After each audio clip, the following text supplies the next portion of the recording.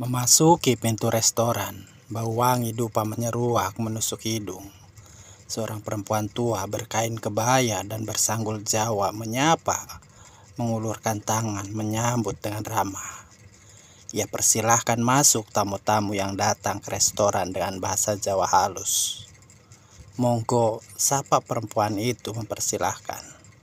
Di dalam restoran hanya lampu remang-remang dan beberapa lilin di sudut ruangan menjadi sumber cahayanya. Kembang setaman di cawan terlihat banyak sudut.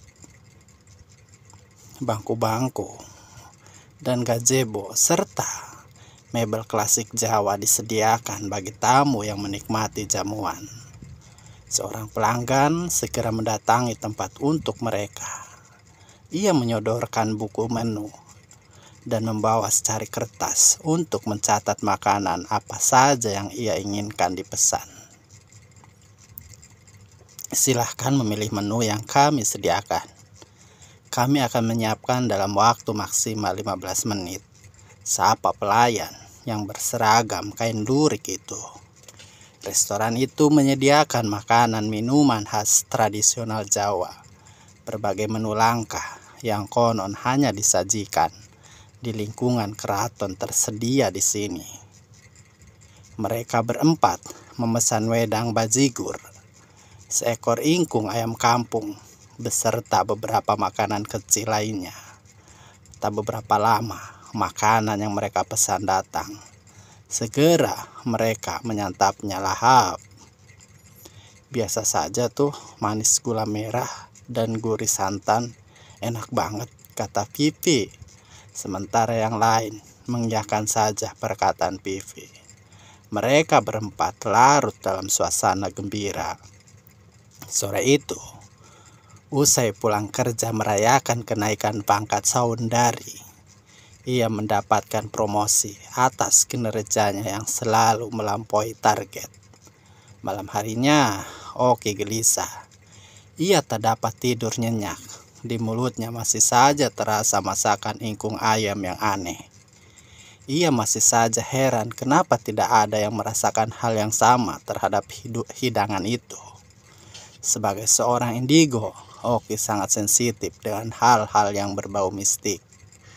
Oki menceritakan kejadian itu kepada suaminya, Tama, yang memang mendalami ilmu kejawen, mendapati hal yang ganjil dengan kejadian itu. Ia menduga ada sesuatu yang dilakukan oleh pihak pengelola restoran untuk melakukan pesugihan berupa penglaris. Tama pun penasaran dan ingin membuktikan dugaannya. Keesokan harinya, Tama sengaja mendatangi restoran itu. Suasana mistis ditunjukkan terang-terangan oleh pihak pengelola. Bahkan suasana mistis ini menjadi daya pikat bagi pengunjung restoran untuk datang. Menginjakan kaki di area parkir, ia sudah merasakan sesuatu yang ganjil. Ia mengamati sekeliling. Di samping area parkir restoran itu, ia melihat sebuah bangunan kecil yang terkunci rapat.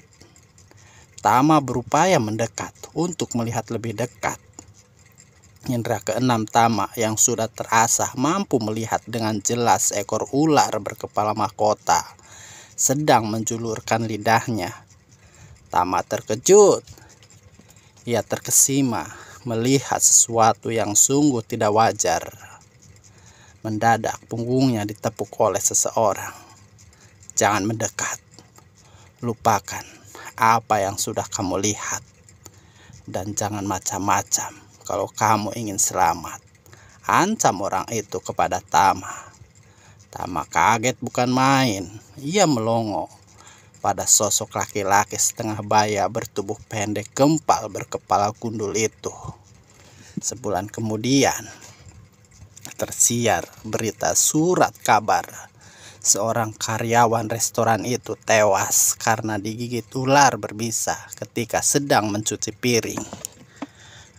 Bahkan, kejadian tewasnya seorang akibat gigitan ular sudah terjadi 2 kali dalam setahun terakhir.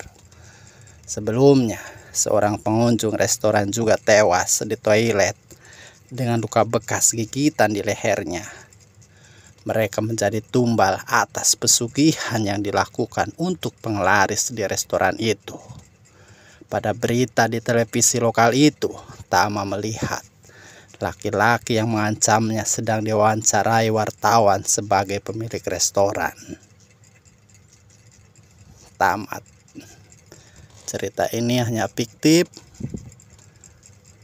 Nama dan kesamaan hanyalah sebuah kebenaran atau sebuah kebetulan.